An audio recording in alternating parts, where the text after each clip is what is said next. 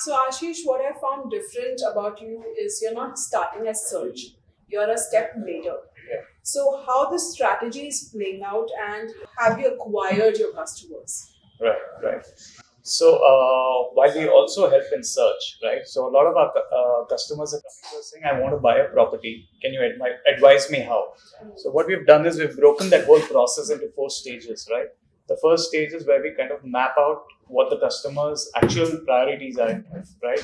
So, and when I say customer, there are multiple decision makers when you're buying a home, right? It could be a spouse, it could be your parents, it could be your in-laws, it could be anyone. So what we do in the first stage, so that we save a lot of time and effort in the next 3 stages, we have a conversation where we say, you tell us what your top non-negotiables are when it comes to a house. They'll give you 4 or 5 non-negotiables. Then we say, hey, by the way, there are 10 more parameters in when you buy a property which you are not aware of, right? And then we tell them, this is what industry experts have said. These are parameters which you need to look at. Now their non-negotiables, which they had put out earlier, suddenly change, right? They say, oh, these parameters are so important to me and I never knew about it. So then we finally arrive at a proper non-negotiables and negotiables prioritization for them. And then we deep dive into, long listing of projects, which projects are 100% match to what you need. If there's no 100% match, what is the 80% match? And we have made everything analytical, right? It's not a soft thing. We say, okay, this is the data. These are the projects that match what you want. And your non-negotiables are all covered by these projects. Now, you still can't buy in 10 projects, right? You want to buy one home. Yeah. So then we have the third stage where we say, okay, let's shortlist 3 projects out of this, basis the pros and cons. And that's where, our experts step in, where we put an architect on the table and, he or she analyzes the floor plans and says, you know what, the kitchen is smaller, but your bedrooms are bigger, your balconies are smaller. So we go through that process and they end up with 1 or 2 units ultimately. And the fourth stage is where we take them to the site visit and we help them look at that particular, project. If it's completed, then they look at a finished unit. Otherwise, they just get a vibe of the whole place and then they take a call. So what's happening here is one is we're educating the consumer at a very, very deep level, right? He's getting the satisfaction that he bought a property with his eyes wide open. So tomorrow when he moves into that house, he knows, yeah, I'm going to be facing this high tension line. This is the call I took at that point in time. That was the trade-off. Now the second beautiful part which is happening is for developers, right? Earlier they had to sell the whole story to the consumer, do multiple site visits, take them, bitch about other properties and then convince them to buy here. 80-90% of the job is done at my table. Now, when I take them for a site visit, it's literally giving a check to the developer. So the salesperson's job, the conversion ratio has really increased when someone comes to a site visit. Now, this is an unintended consequence, but which is really good, right? Because closures are happening faster, consumers are educated, and we are getting paid for the advice that we give, right?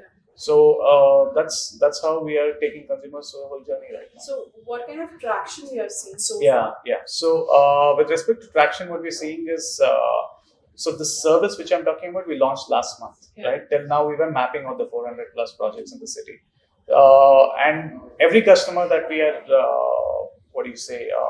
servicing, he's bringing in at least 2 more customers for us, and that's a phenomenal number. And they're giving us testimonials without us really pushing them for it, and we're seeing that. So, and we're doing it all organically. We're not doing any paid marketing right now, right? We are going to do it at some point in time, post March, when we have the whole website out there. So the traction we're seeing on a weekly basis, we are probably closing 2 or 3 properties, right? And we obviously want to take it to a much higher level. So in a long-term sense, you'll actually see Propsoch replacing the brokerage business, right?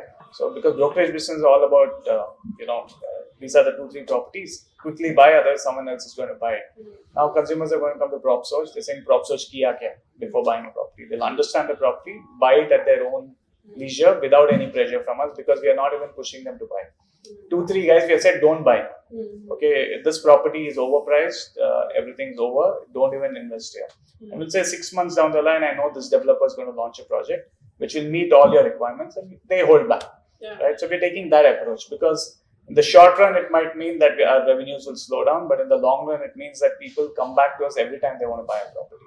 And they also tell 5 other friends of theirs that, talk to these guys who are buying a property.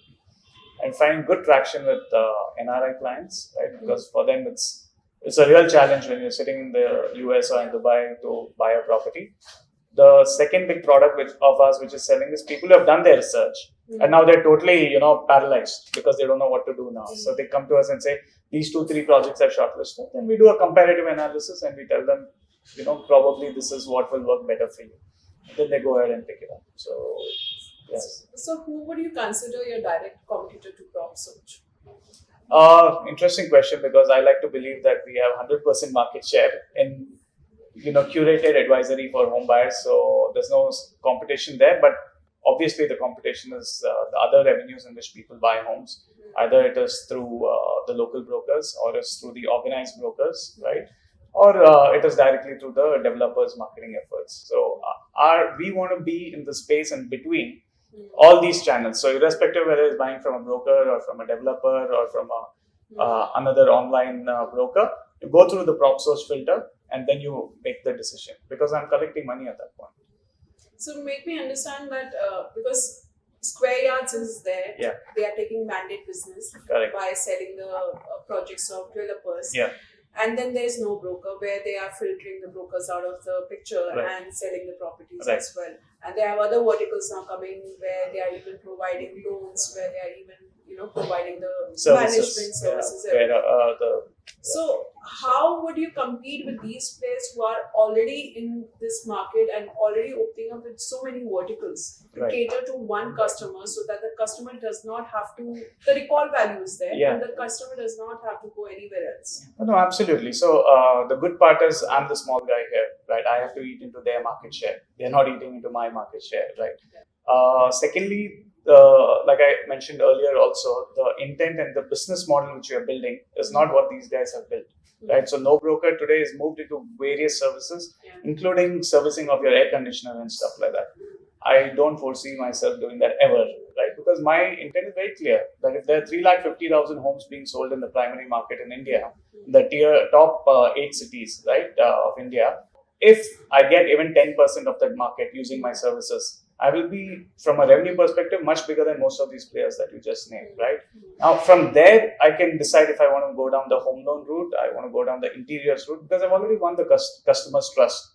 And I will take the same approach. So tomorrow, if we are also going to help them with interiors, I'm going to help map out all the interior players out there, put out their credibility, and tell them this is what you can expect from this player. If you're doing a home loan, I will do the same thing, right? So my approach to the problem is contrarian to what's happening in the market. You mentioned mandate business, right? Now that's clearly a bias towards the developer in terms of they want to sell the developer stock, and whatever it takes, they will sell that stock. So where does the consumer fit in that space, right? It doesn't. So I'm solving for that piece of it.